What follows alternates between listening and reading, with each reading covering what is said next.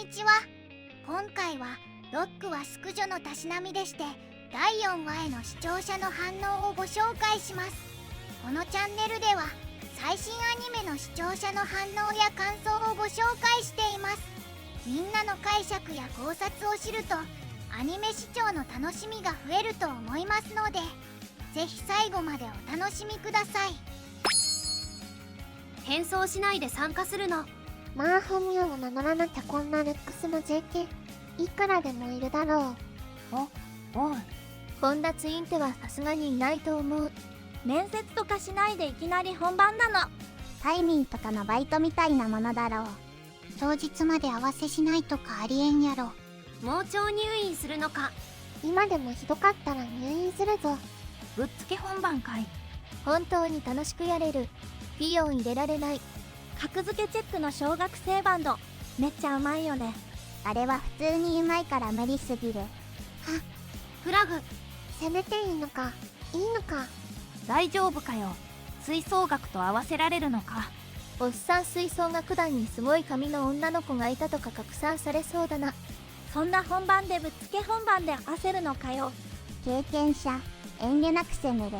セリフだけ聞くと次回が楽しみすぎる。いいところで終わった。じらすやんけ。これメンバー揃うまでまだまだかかるのか。顔見せは割と早い。本格的な結束っぽくなるのはこのテンポだとわりかしマジで12話13話くらいになるかも。リトグリの可愛いコーレのもの。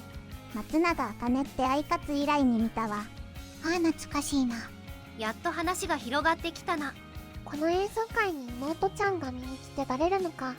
どうせ2人がぬるい町内会吹奏楽相手に暴走ロックして不丸々くして拍手喝采で妹ポアはんだろ。残りの2人は初登場すんだよ。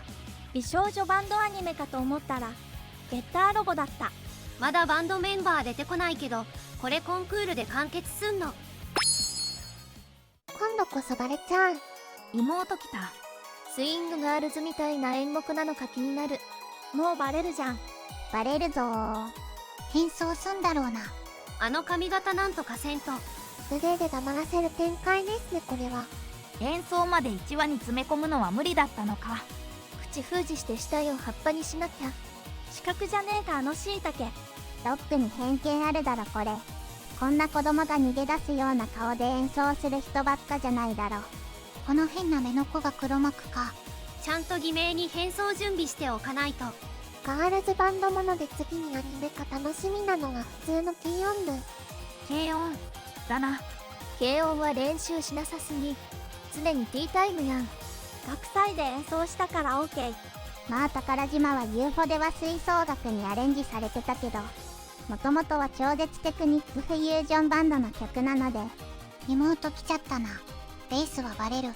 ホールと商店街の位置関係がなんかありえなかったんだけど。妹ちゃんが落ちる時の音は今流行りの子ちゃーんか。軽音見てバンド始めたやつが今でも続けてたらもう結構年季が入ってるな。おじさんたちにユーフォニア向いてくさ。そんなに定番の楽器じゃねえだろ。新メンバーを入れてリハもなしにいきなり本番。さすがにありえないターンだ。原作既読だけどおもろいわ。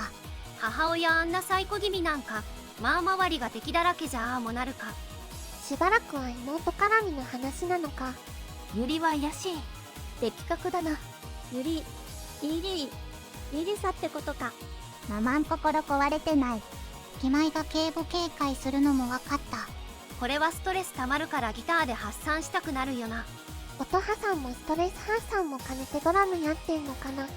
急に姉が出てきたのをイタリア留学に行っていたということにしているのか。1年で再婚して急に義母義士ができたとか、そりゃ整理つかないよな。剣をすべきは子持ちの女に手を出した父親にでは。ネタ抜きでアットホームな雰囲気だった。当日まで1回も音合わせしなかったのか。合わせも練習もなく初顔合わせ即本番かよ。ゆるい楽団脱足できる人募集してるんよ。嫌な予感しかしない。温度差エグそう。まさかお産のおしゃれバンドでギターはやらないだろ。リリーはともかく黒金が自我を抑えられるとは到底思えない。自我を抑えられなかった黒金に触発されてリリーが自我を抑えられるとは到底思えない。見バレ怖いならまずクソデカツインテをどうにかすべきだよな。プリキュアの変身後ぐらいの毛量あるぞ。やべえぞ、妹が来た。来週修羅場になりそう。マーギターじゃないし大丈夫やろが母。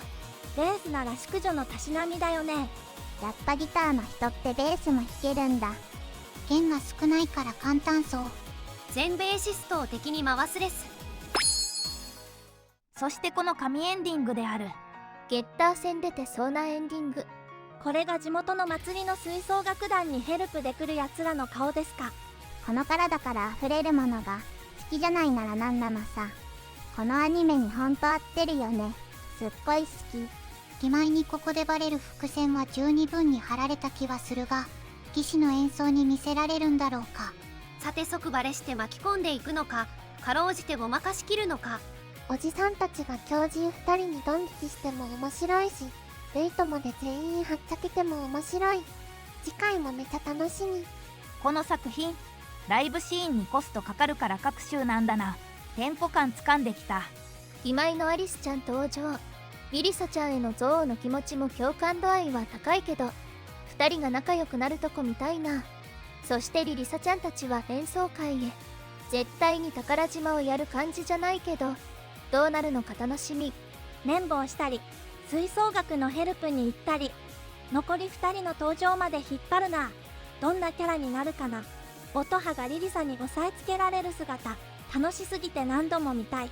せっかくバンドを組んだのですから、すぐにでも人前でやってみたいですわ。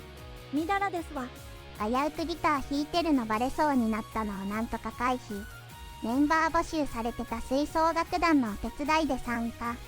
普段と違う雰囲気の人たちだけどうまくやれるのか。嫌な予感は大当たり。妹3人に来たじゃん。今度こそ回避不可能かも。後母さんの目がやばい。リリサは乱暴に見えて極めて努力家であり、強い魂を持っている。また音羽にさりげなく協力者メガネスチャが面白いがいるのが良い。リリサと音羽の初ステージで妹アリスと鉢合わせしそうだが、一体どうなるのだろうか。昔のメンバー募集といえばライブハウス等への張り紙だっただけに、今はマッチングアプリのように募集することに覚醒の感を禁じえませんでした。それはそれとして猫への態度などを見ると、アリスも案外ちょろそうで安心しました。これは出れる日も近そう。最後までご視聴いただきありがとうございました。皆さんのご感想や注目ポイント、考察などありましたらコメントで教えていただけると嬉しいです。このチャンネルでは最新アニメの視聴者の反応や感想をご紹介しています。ぜひチャンネル登録とグッドボタンをよろしくお願いします。それではまた次回の動画でお会いしましょう。